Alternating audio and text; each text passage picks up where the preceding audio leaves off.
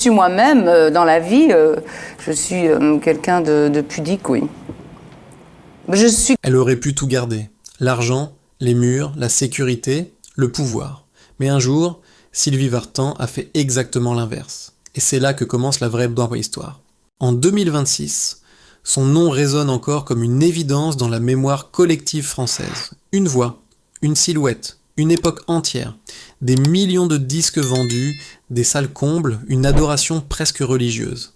Et pourtant aujourd'hui, Sylvie Vartan ne court plus après les projecteurs. Elle nage tôt le matin, marche lentement avec ses chiens, déjeune le dimanche comme une femme ordinaire. Trop ordinaire, diront certains, pour une icône. Mais ne vous y trompez pas. Derrière cette apparente simplicité se cache l'une des fortunes les plus mystérieuses du show business français. Une richesse estimée entre 45 et 185 millions d'euros. Une fourchette si large qu'elle en devient presque indécente. Comme si personne n'osait vraiment regarder de trop près. Comme si elle-même avait tout fait pour brouiller les pistes. Car Sylvie Vartan n'est pas une femme qui étale. Elle efface, elle retire, elle simplifie. Là où d'autres accumulent, elle allège. Là où certains crient leur réussite, elle choisit le silence. Et c'est précisément ce silence qui intrigue. Comment une ancienne idole, des années yéyé, venue de Bulgarie, a-t-elle pu bâtir une telle puissance financière, sans jamais en faire un spectacle? Comment une femme qui a tout perdu, un mariage mythique, une famille exposée, une vie scrutée, a-t-elle réussi à transformer les ruines en fondations solides? Il faut comprendre une chose essentielle. Sylvie Vartan n'a jamais cherché à être riche. Elle a cherché à être libre. Et la nuance change tout. Dans les années 60, elle devient une star presque malgré elle. Trop jeune, trop vite, trop fort. La France la regarde, l'admire, l'idéalise. Mais derrière les robes scintillantes et les refrains légers, il y a déjà une femme qui observe, qui apprend, qui encaisse. Une femme qui comprend très tôt que la gloire est instable et que l'amour du public peut se retourner sans prévenir. Puis il y a la vie privée, les passions dévorantes, les scandales, la presse, les blessures. Et cette question obsédante qui finit toujours par surgir. Que restera-t-il quand tout s'arrêtera? C'est là que Sylvie Vartan se distingue, là où beaucoup de ses contemporains ont tout dépensé, tout brûlé, tout perdu. Elle a choisi une autre voie, une voie plus discrète, plus lente, mais infiniment plus solide. Elle a laissé la scène, mais pas le contrôle. Elle a quitté les tournées, mais pas la stratégie. Aujourd'hui encore, alors qu'elle n'a plus rien à prouver, son patrimoine continue de croître. Comme une rivière souterraine, invisible mais puissante, et surtout entièrement maîtrisée. Ce qui frappe, ce n'est pas le montant de sa fortune. C'est la manière dont elle l'a construite, sans éclat, sans arrogance, avec une discipline presque austère, comme si chaque euro gagné était une revanche silencieuse sur le chaos d'hier. Et pourtant, malgré tout cela, Sylvie Vartan a un jour pris une décision qui défie toute logique financière. Une décision qui a choqué, divisé, parfois même indigné. Elle a renoncé volontairement à une part immense de sa richesse. Pourquoi? Par amour? Par principe? Par lassitude? Ou par lucidité? C'est cette décision-là, enfouie derrière les chiffres et les villas, qui révèle la vraie Sylvie Vartan. Non pas la star, non pas la femme riche, mais la femme qui a compris, peut-être avant tout le monde, que la fortune la plus dangereuse n'est pas celle qu'on perd, mais celle à laquelle on s'accroche trop longtemps. Avant les applaudissements, avant les robes scintillantes et les millions de regards braqués sur elle, il y a eu la peur. Une peur primitive, silencieuse, que seule l'enfance connaît vraiment, celle de quitter son pays, sa langue, ses repères, sans savoir si l'on sera un jour accepté ailleurs. Sylvie n'est pas née star, elle est née déplacée. Enfant bulgare arrivée en France après-guerre, elle découvre très tôt ce que signifie recommencer à zéro. À la maison, on parle une autre langue. À l'extérieur, il faut s'adapter vite, ne pas faire de bruit, ne pas attirer l'attention. Ironie cruelle du destin, quelques années plus tard, toute la France ne regardera plus qu'elle. Quand la vague yéyé déferle au début des années 60, Sylvie est encore presque une adolescente. Elle chante, oui, elle sourit, oui, mais derrière cette fraîcheur que le public adore, il y a déjà une maturité inhabituelle, une conscience aiguë de l'instabilité. Elle sait instinctivement que ce succès n'est pas un sol ferme, mais un sable mouvant. La célébrité arrive trop vite, trop fort. Les tournées s'enchaînent, les disques se vendent par millions, les fans crient son nom. On la coiffe, on l'habille, on la façonne. Elle devient une image avant même d'avoir eu le temps de devenir une femme. Et comme beaucoup de jeunes stars de l'époque, elle comprend qu'on l'aime surtout pour ce qu'elle représente, pas forcément pour ce qu'elle est. Dans cette France des 30 glorieuses, on ne pardonne rien aux idoles. Il faut être parfaite, toujours souriante, toujours disponible. Le moindre faux pas devient un titre à la une. La moindre fatigue, un signe de faiblesse. Sylvie encaisse, elle apprend à se taire, à observer, à ne pas se livrer entièrement. Cette retenue, que certains prendront plus tard pour de la froideur, est en réalité une armure. Puis vient la rencontre qui va tout amplifier. Le couple le plus scruté, le plus commenté, le plus mythifié du pays. 2 étoiles, 2 égaux, 2 fragilités exposées en pleine lumière. Ensemble, ils fascinent. Ensemble, ils s'épuisent aussi. La presse s'invite partout, dans la maison, dans l'intimité, dans l'éducation de leur enfant. C'est là que quelque chose se brise doucement. Pas d'un coup, pas dans le scandale, mais dans l'accumulation. Trop de regards, trop de jugements, trop de bruit. Sylvie comprend alors que la célébrité, si elle n'est pas maîtrisée, peut devenir une prison dorée. Elle commence à rêver d'ailleurs, d'un endroit où personne ne lui demanderait d'être un symbole, où elle pourrait marcher sans être reconnue, où son fils pourrait grandir sans être le fils d'eux. Ce désir de fuite n'est pas un caprice de star fatiguée, c'est un instinct de survie. À la fin des années 70, quand les fissures de sa vie personnelle deviennent impossibles à masquer, elle prend une décision radicale. Quitter la France, quitter le centre du cyclone, recommencer encore une fois, comme dans l'enfance. Sauf que cette fois, elle sait exactement ce qu'elle laisse derrière elle, et ce qu'elle refuse d'emporter. Ce départ marque un tournant fondamental, car en s'éloignant de la scène médiatique française, Sylvie Vartan commence à se reconstruire autrement, moins dans la réaction, plus dans l'anticipation. Elle observe le monde du divertissement américain bien plus structuré, bien plus financier. Elle découvre une autre manière de penser la carrière, non plus comme une succession de coups d'éclat, mais comme un patrimoine à gérer sur le long terme. C'est à ce moment précis que naît la femme que peu de gens voient encore. Pas la chanteuse, pas l'icône, mais la stratège silencieuse.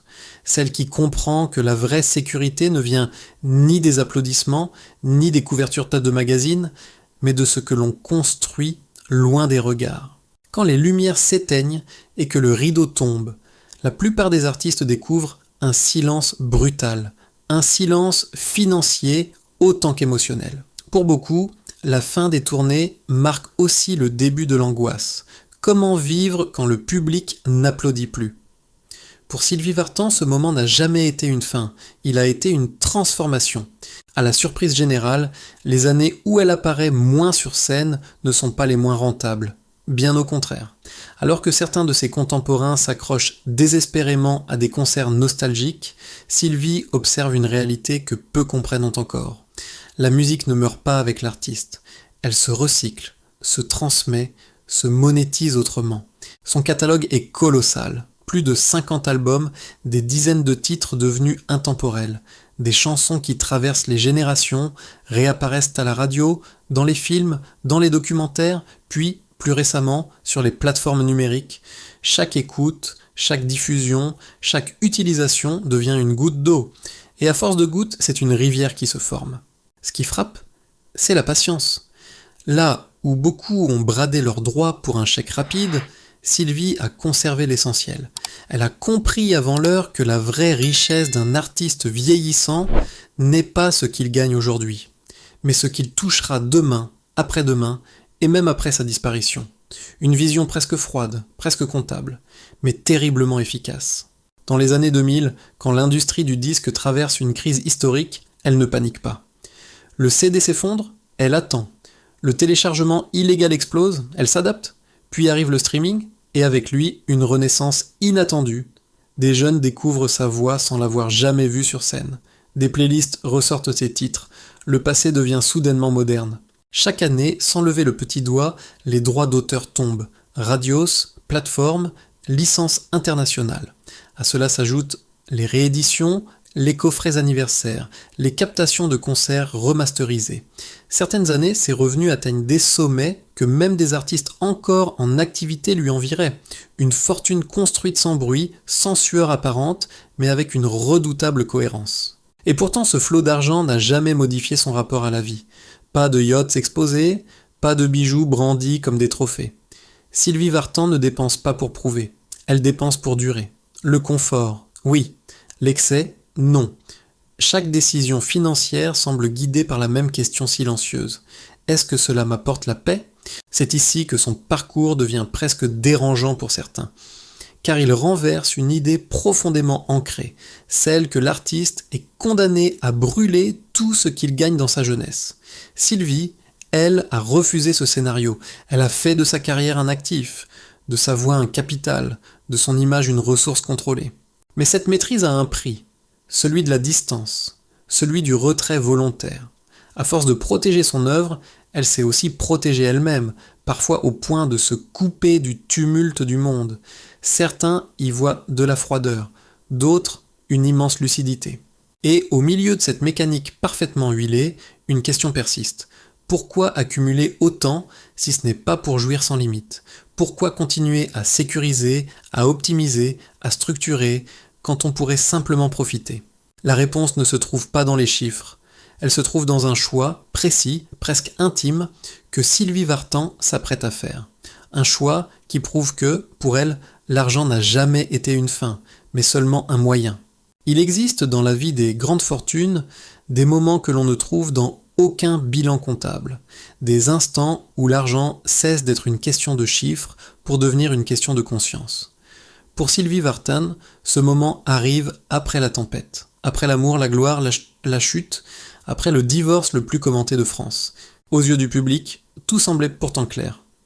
Un couple mythique se sépare. Les biens se partagent, les comptes se règlent, chacun repart avec sa part, son chagrin, ses souvenirs. C'est la logique habituelle. La logique rationnelle, la logique attendue. Mais Sylvie Vartan ne fonctionne pas ainsi. Lorsque vient le temps de décider du sort de la grande maison parisienne, ce refuge chargé de souvenirs, cette forteresse acquise à l'apogée de leur réussite, elle surprend tout le monde. Les avocats s'attendent à une négociation ferme.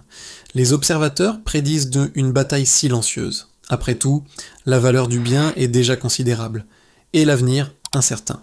Et pourtant, Sylvie dit non. Non à la facilité, non à l'accumulation, non à la revanche. Elle renonce à ce que beaucoup auraient défendu bec et ongle. Sa part, son droit, sa sécurité financière immédiate.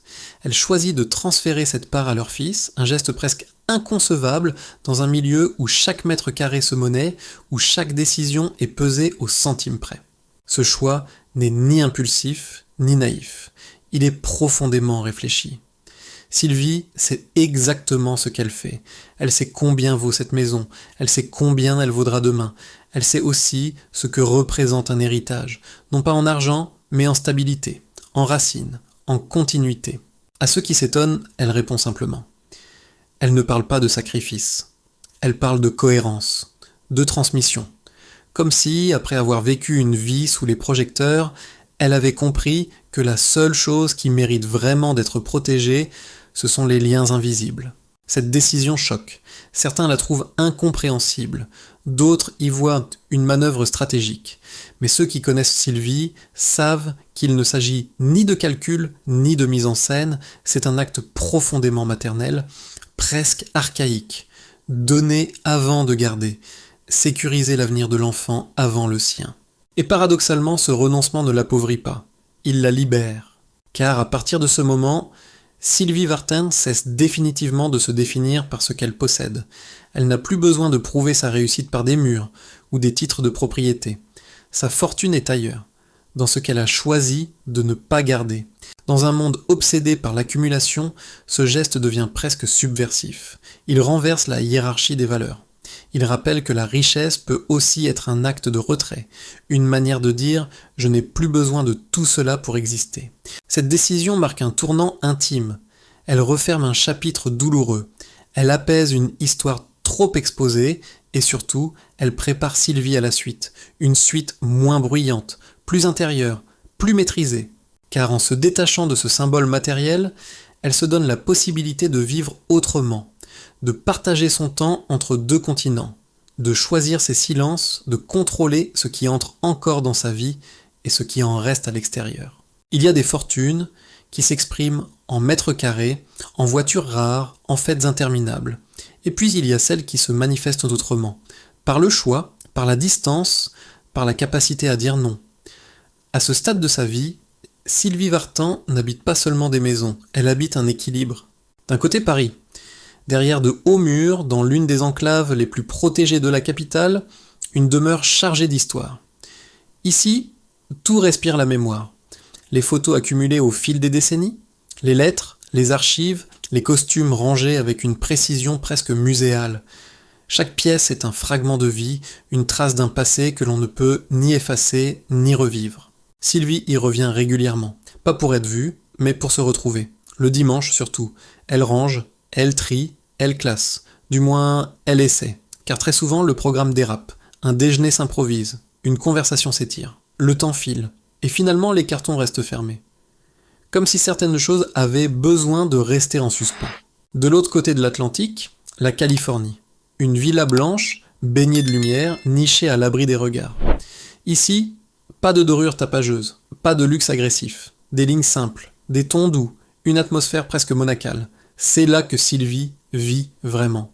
Qu'elle nage chaque matin par discipline plus que par plaisir. Qu'elle lit, qu'elle marche, qu'elle respire.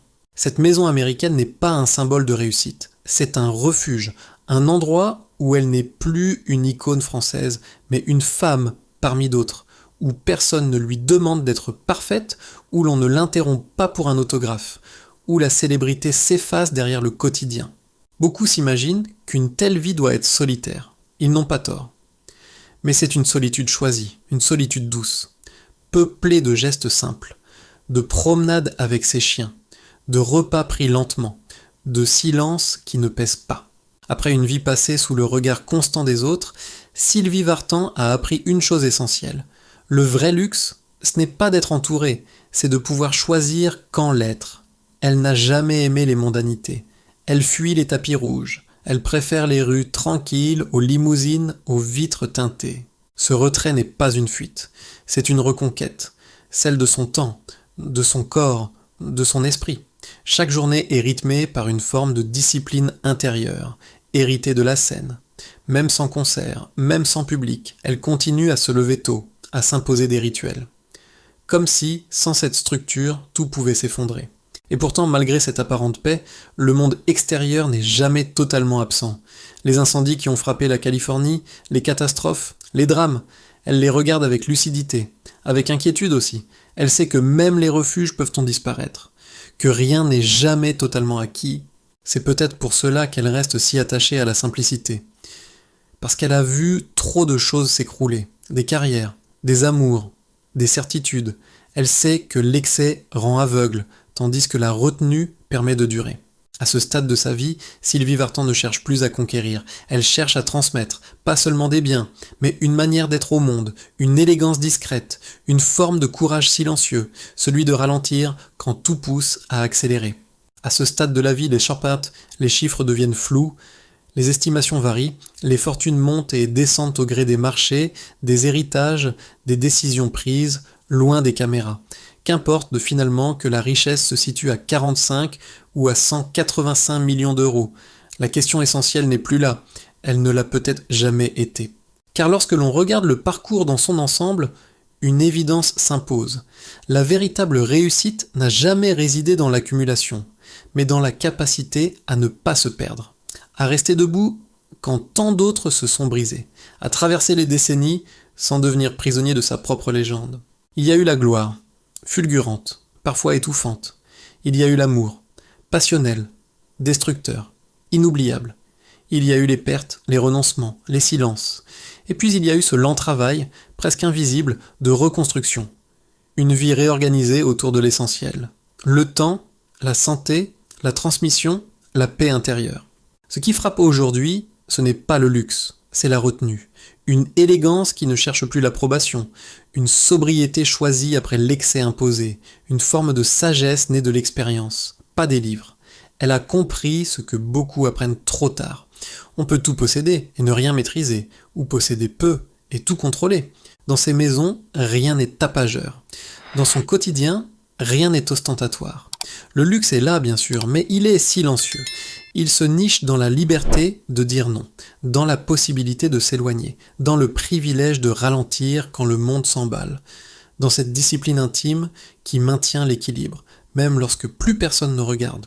Elle a connu la foule, elle choisit désormais le calme, elle a connu l'adoration, elle privilégie la loyauté de quelques proches, elle a vécu sous les projecteurs, elle avance aujourd'hui dans une lumière plus douce, plus stable, plus humaine. Et c'est peut-être cela, la leçon la plus troublante de cette histoire. Après une vie passée à incarner un rêve collectif, elle a osé redevenir une femme ordinaire, une femme qui marche, qui nage, qui range des archives sans jamais vraiment finir, une femme qui rit encore de ses propres contradictions, une femme qui sait que rien n'est éternel, sauf peut-être la trace que l'on laisse dans le cœur des autres. Alors, au moment de refermer ce récit, une question demeure, une question simple mais vertigineuse. Si demain, tout s'arrêtait, que resterait-il vraiment de votre vie ? Les biens, les titres, les comptes, ou bien les choix courageux, les renoncements silencieux, les moments de vérité. Dites-le nous en commentaire. Partagez cette vidéo avec ceux qui, comme vous, ont déjà traversé plusieurs saisons de la vie. Et si cette histoire vous a touché, si elle a réveillé un souvenir ou une réflexion, n'oubliez pas de liker et de vous abonner. Ici, nous continuons à raconter les destins de ceux qui ont compris que la plus grande richesse, c'est de ne jamais se trahir.